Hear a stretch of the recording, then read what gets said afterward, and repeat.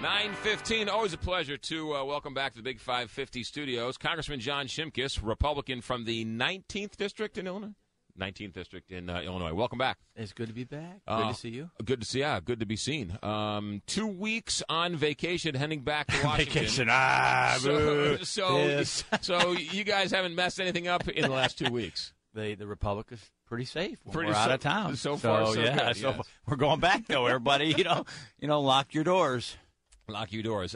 Since last we've seen you, the health care legislation was passed. Yeah, it's now the law of the land. It is now the law of the land. And we were just talking off the air about my health care trials and tribulations as it currently stands. I don't know how much better or worse it's going to get, but clearly you're not a big fan of the ultimate version that passed. Well, and I think even your experience, I'm always concerned when you have third payers and interveners in the system. And I think what people, and this is that fight between a right, is healthcare a right, or is it a service that you pay for?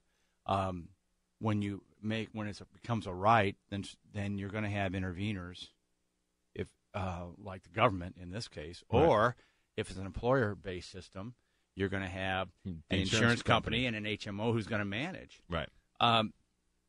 So this bill, it's huge. It starts in about 4 months. It ends, at least the process is to 2016. Mm-hmm. And we can talk about the macro issues, the right. Medicare cuts, the tax increases, et cetera.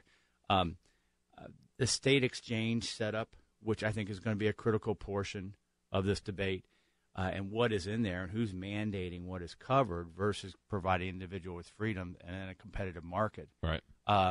So we just have to manage it now. You kind of transition from it's a bill to now it's the law. Right. So now how do you get your arms around this 2,700 page bill? We already know there's like 3 provisions that have to be addressed soon. Right. One's a pre-existing condition for kids that's not going to kick into 2014. People are going, what? I thought they all sort of agreed that it was going to kick in earlier, and even though... Well, it's not the bill. That's right. the thing. I mean, we agreed. They agreed to a lot of stuff, like they were going to pay doctors, and what, there's this doctor cut in providing health care services that part of the AMA, why they agreed to sign off on the bill, is that was going to be in the bill. It's about $200 billion. It's not in the bill. Right. So, what they promised to do and what they've done is 2 different things. Even the L.A. Times today, it's not a bastion of conservative of writing, says, hey, look, premiums are going to go up. Mm-hmm.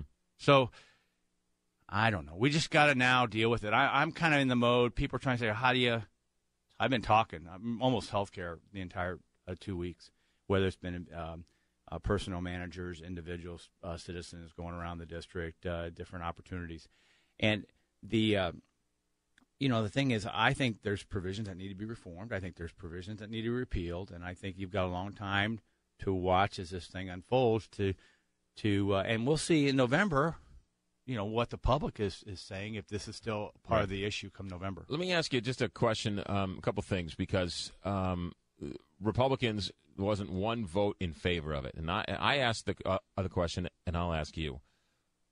If the Republicans at least said, look, change some of this stuff, change some of that stuff, and we'll let a couple of Republicans vote for it. Well, first of all, you're saying we will let. You're okay, making the assumption that someone is forcing apologize. people to vote any way that they want to vote for or be accountable for. Okay, but why not at least – but there was some party pressure, though, not to vote for it, was there not?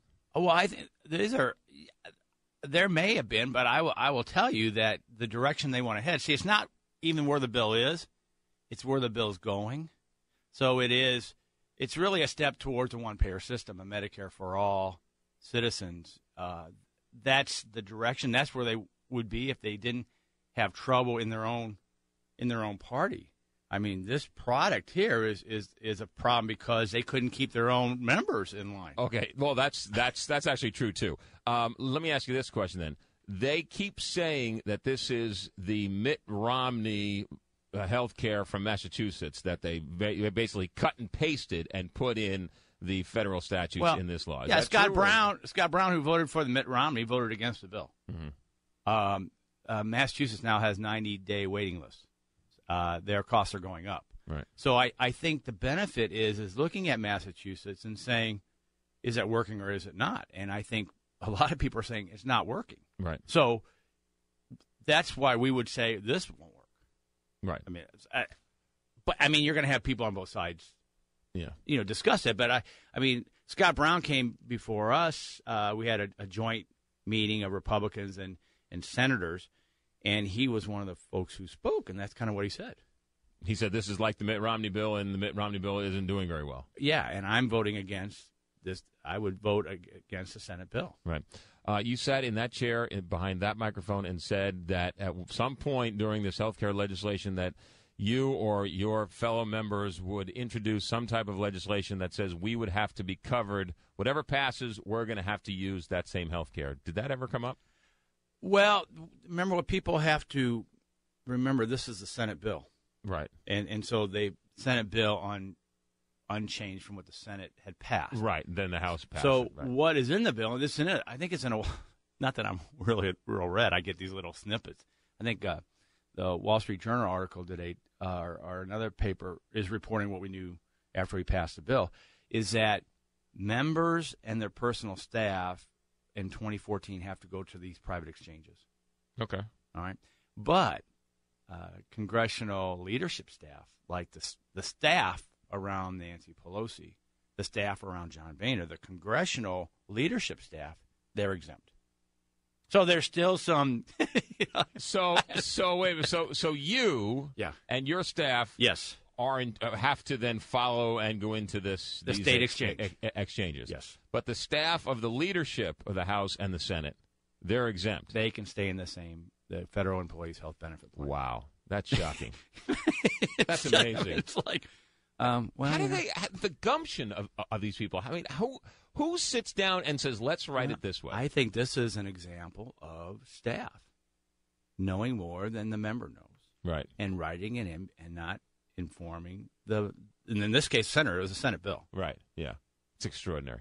It's just extraordinary. And then they wouldn't fix it because they couldn't fix it. Even if we raised the issue, the whole idea, if you change that bill, you would then have to go back to the Senate. So they said, we're taking this with all its warts, right? Because this is our only chance, right? And they did it. I mean, I give them their credit, but they have to accept it for all a lot of the fixes, aren't there? Right. So going forward, there were some in your party that were saying, repeal it. Let's do away with it. Let's take back the House and the Senate, and let's sort of do away with it. Well, I think polling today says 58% of the public says we don't think we like this. Now, I mean, we got a long time for this to roll out. So I think in some districts that percentage is probably a lot higher. Right. So that gives members a lot larger leeway to say, "Jay, just throw the whole thing out."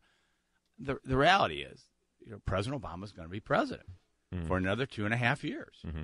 He will veto any total repeal. So to be realistic, you have to look at reforming and repealing egregious positions. I think there's things you can do on the appropriation end. The only jobs that are being created in America are government jobs, and this increases the IRS by 15,000 employees just to ensure that the individual has the insurance coverage.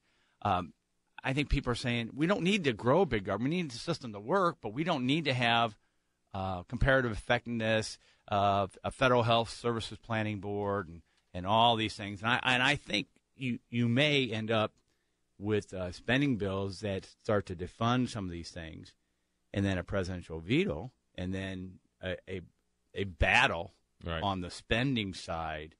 That's the caveat is we have to be in the majority to do that. And right. We do not know what November will look like. Congressman